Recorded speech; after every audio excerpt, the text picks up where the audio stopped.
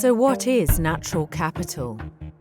Natural capital includes the Earth's geology, soil, air, water and living organisms, which provide humanity with a range of benefits essential for our survival, well-being and economic development. These benefits include ecosystem goods like food and fresh water, and ecosystem services like water purification and climate regulation. Let's have a look at the role of natural capital in some of the Greater Mekong's different habitats, focusing on Vietnam, Laos, Myanmar, Thailand and Cambodia. Forests counteract climate change and purify the air by capturing carbon dioxide.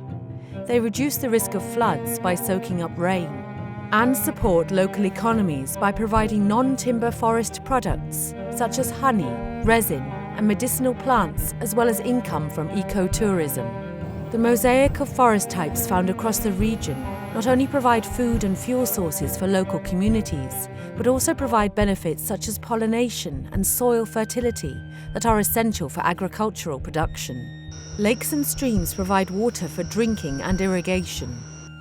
Functioning watersheds can also help to maintain a constant flow of clean water and reduce water treatment costs. The mangroves of the Mekong Delta reduce the impacts of erosion and provide protection from storms and floods. This in turn reduces the costs of having to construct storm barriers.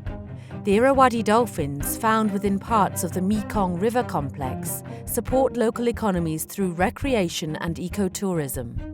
The abundance of fish in the river also provides a much-needed food resource for many communities up and down the Mekong. So, what is happening to our natural capital? Rapid development and misinformed land use planning is fragmenting landscapes and causing the goods and services provided by nature to be degraded and lost. The construction of the Dong Sahong Dam in Laos, for example, threatens fish migration patterns along the Mekong, which will impact the livelihoods, food security and nutrition of the millions of people living in the lower Mekong basin. Unsustainable and poorly planned road construction in Cambodia, Thailand and Myanmar is causing unprecedented loss of ecosystem services essential for healthy landscapes, livelihoods and economies. These development projects are clearly having huge environmental and social consequences, leading to long-term economic loss. But this does not need to be the way we develop. So, what can we do? We can apply the 6 principles of a green economy approach. Renewable energy and low-carbon technologies can replace fossil fuels. Resources and energy are used as efficiently as possible and are shared more fairly. People use low-carbon forms of transport and live in more sustainable cities. Natural capital is maintained and restored. Incorporating the value of natural capital into decision-making is particularly important in order to have better planned infrastructure projects.